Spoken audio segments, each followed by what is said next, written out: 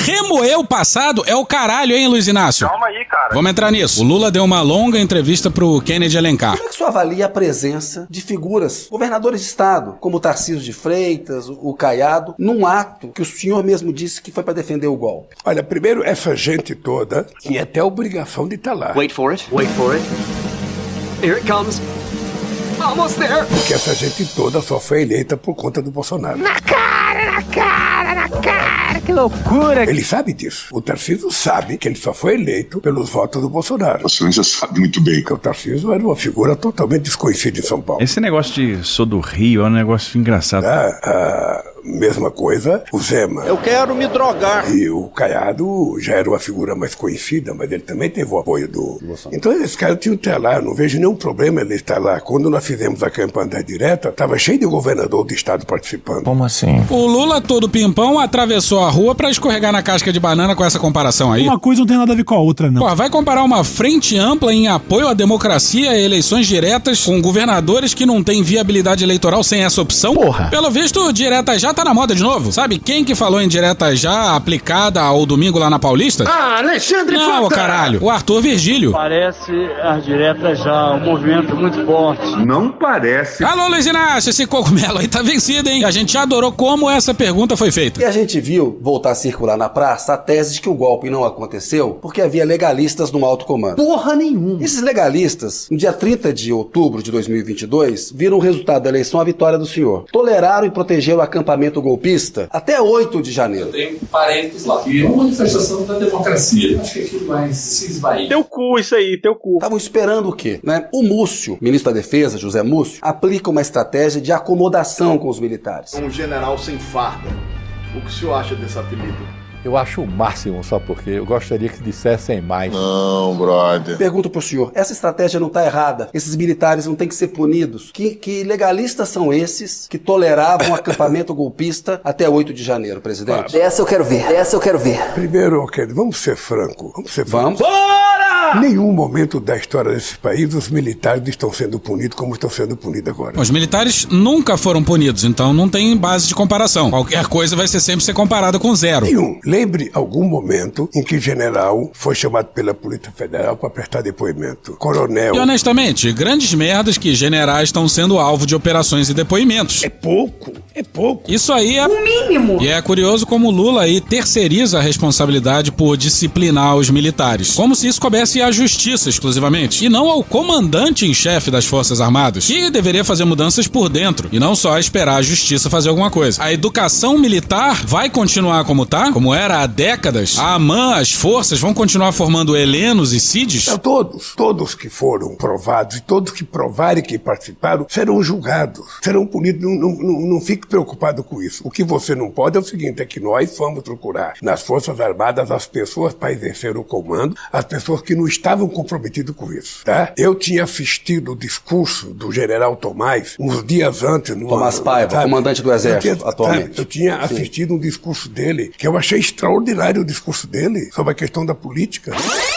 Ser militar é isso, é ser profissional, é respeitar a hierarquia e disciplina, é ser coeso, é ser íntegro, é ter dito de corpo, é defender a pátria, é ser uma instituição de Estado, a política, a partidária, não interessa quem está no comando, a gente vai cumprir a missão do mesmo jeito, isso é ser militar. Por isso é que ele veio assumir o comando do Exército, sabe? Não sei. Aí nessa o Lula deu o exército pra uma pessoa que ajudou a escrever o tweet do Vilas Boas. O comandante do Exército, general Vilas Boas, fez um comentário em repúdio à impunidade numa rede social. Ô Luiz Inácio, tá faltando... Ousadia e alegria! Porra! Alô, Luiz Inácio! Alô? E assim vale pro Osso, assim vale pro Damasceno. São pessoas que não estavam envolvidas com o bolsonarismo. Mais ou menos. O Lula tinha que ter aposentado boa parte dos 3 altos comandos, já que já se sabe, pelo menos desde 2022, que todos eles discutiram a possibilidade de um golpe. Mas não, ele foi pelo critério de antiguidade. Justamente o critério defendido pelos generais golpistas, que, na nossa opinião, ao que parece, são todos generais. É isso mesmo que eu tô falando pra vocês agora. Todos foram afastados e nós agora estamos tentando reconstruir reconstruir a civilidade nas Forças Armadas. Um bom caminho para isso é não ter um general apaisana na defesa. Todas as vezes que dizem isso, as forças ficam satisfeitas, porque vê em mim uma pessoa que trabalha por ele. Um dia desses, um competente deputado do PT disse isso num discurso que eu era, na realidade, um ministro das forças, não do governo junto às forças.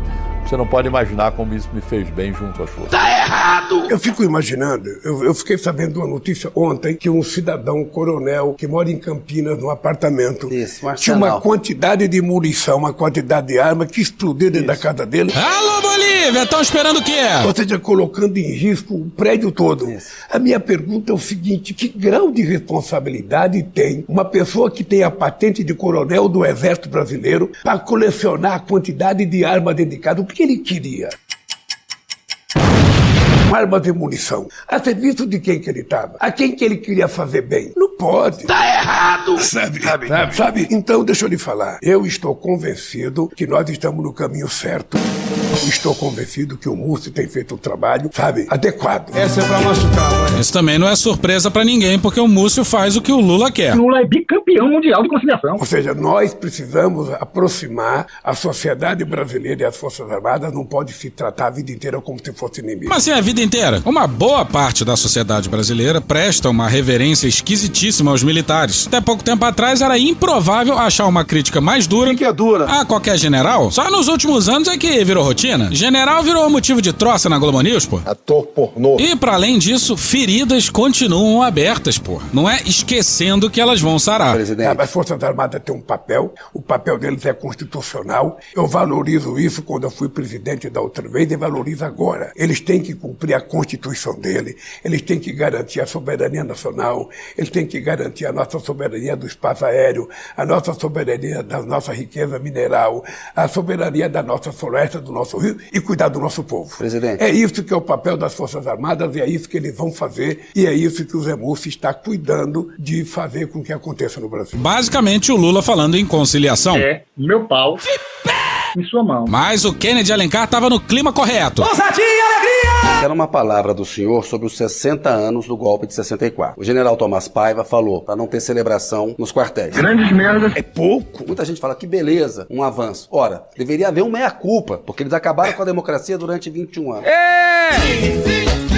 Pergunto, o seu governo só fez um ato em 8 de janeiro de memória sobre o ato de 2023 para que nunca mais se repita. 60 anos de golpe militar. Como que o senhor vai tratar essa questão? E infelizmente... Essa é pra machucar, Vambora. Eu, sinceramente, vou tratar da forma mais tranquila possível. Paz. Tranquilidade. Da forma mais tranquila possível. No,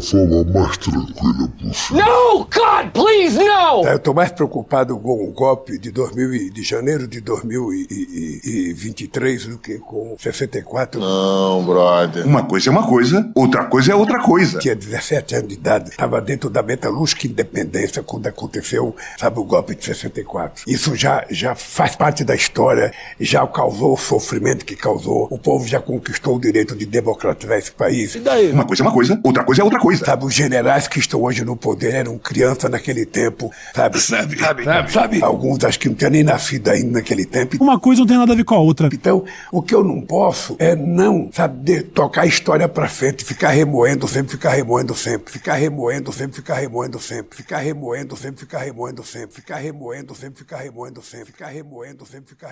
Puta que pariu! Ou seja, nem recriar a comissão de mortos e desaparecidos o Lula vai recriar. Nem isso, e é algo que está previsto em lei. Pra que serve essa comissão? Pra saber onde foram parar os mortos e desaparecidos na ditadura. Gente assassinada pelo Estado brasileiro. A comissão é fundamental pra tentar encontrar respostas, pra tentar sarar minimamente essa ferida, que continua aberta. Mas não. E não, apesar desse ser o melhor momento em muito tempo pra isso acontecer. Nos cabe la responsabilidad de fundar una paz basada no en el olvido, sino en la memoria, no en la violencia, sino en la justicia.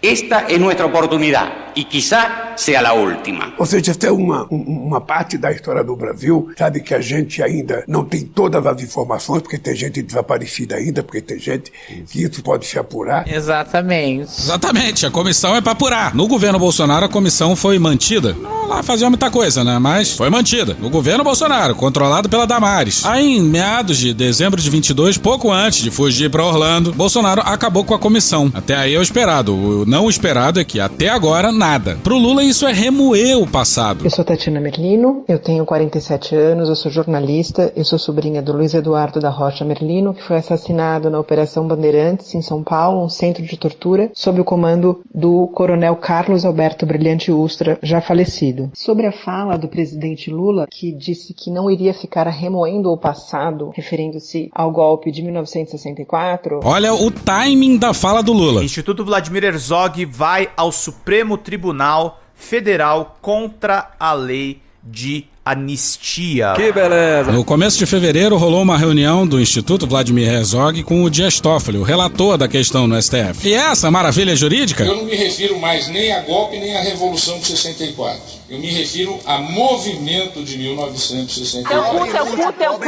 Agora disse que topa, entre aspas, rever a lei da anistia. E é nesse contexto aí que o Lula meteu aquela de remoer o passado. É o caralho! Pra mim, esse comentário foi lamentável e bastante grave, né? Às vésperas do aniversário de 60 anos do golpe de 64, essa fala demonstra que ele realmente não vai cumprir com a promessa, que era de reabrir a Comissão de Mortos e Desaparecidos Políticos, que tinha sido um compromisso que tinha sido assumido durante a campanha, tanto por ele quanto pelo ministro dos Direitos Humanos, Silvio Almeida. Ficou num jogo de empurra depois, né, entre Casa Civil, Ministério dos Direitos Humanos, e até agora, esta comissão, que é uma comissão de Estado, não foi reaberta até agora, né? Eu vejo essa fala do Lula com um desrespeito muito grande em relação a todas as pessoas que foram mortas, assassinadas, torturadas, sequestradas, estupradas durante a ditadura militar, contra os familiares que estão desde a redemocratização, desde a ditadura, lutando, né, pelo esclarecimento das condições em que essas pessoas foram mortas, e um desrespeito com a sociedade brasileira, né? O Lula, ele é um chefe de Estado, e o Brasil foi condenado já pela Corte Interamericana de Direitos Humanos a buscar os corpos, buscar esclarecer as condições em que as pessoas foram mortas pela ditadura militar, a responsabilizar, a julgar os responsáveis por esses crimes, né? E o Brasil segue até hoje sem cumprir. É um desrespeito gigantesco do Lula com os familiares e com a sociedade brasileira. Ele também fala que tem mais interesse no golpe de 8 de janeiro do que no golpe de 64, desconsiderando que existe uma relação íntima entre o golpe de 64 e o golpe de janeiro. Só aconteceu o dia 8 de janeiro porque os torturadores e assassinos do golpe de 64 estão aí até hoje. Que uma coisa é decorrência da outra. É óbvio que essa postura dos militares na tentativa de golpe em janeiro e a relação com o golpe de 64 é a não responsabilização. Ao Brasil não ter olhado decentemente para essa história, não ter responsabilizado os agentes, não ter julgado esses agentes da ditadura que cometeram esses crimes. É óbvio que é um fantasma que volta, porque é uma história que não foi olhada decentemente, uma história que não foi contada também, né? Então, assim, punir torturadores da ditadura não é remoer passado, né? A gente não tem como construir essa democracia brasileira sem resolver essas questões, esses problemas todos do passado, ignorando ou deixando passar os crimes cometidos pelos militares. Se para o presidente responsabilizar agentes da ditadura que cometeram crimes, buscar as condições em que, as circunstâncias em que as pessoas foram mortas e desaparecidas e encontrar os restos mortais de desaparecidos, se isso para ele é remoer o passado, nós iremos remoer o passado. Nós iremos, presidente. E é lamentável também que o presidente não possa ter uma posição combativa que ele teve firme em relação ao genocídio que ocorre em Gaza hoje. Nós queremos uma posição combativa também, assim, em relação aos crimes cometidos pelos militares durante a ditadura militar. E o melhor recado pro Luiz Inácio veio da Lígia Jobim, filha do diplomata José Jobim, assassinado pelo Estado brasileiro porque ia denunciar falcatruas na obra de Itaipu. Essa história tá muito bem contada no podcast Cálice. Então vamos para um trechinho do artigo dela, publicado no dia 29 no GGN. Em ato falho, Lula diz: os generais que estão hoje no poder... Os generais que estão hoje no poder... não tinham nascido. Me desculpe, presidente, mas quem está no poder é o senhor. E estou esperando que o senhor os tire do poder. Porra, caralho, porra. E ali já encerra assim a sua carta aberta ao Lula. Lê aí, Juca Kfouri. É uma belíssima carta que eu recomendo a leitura.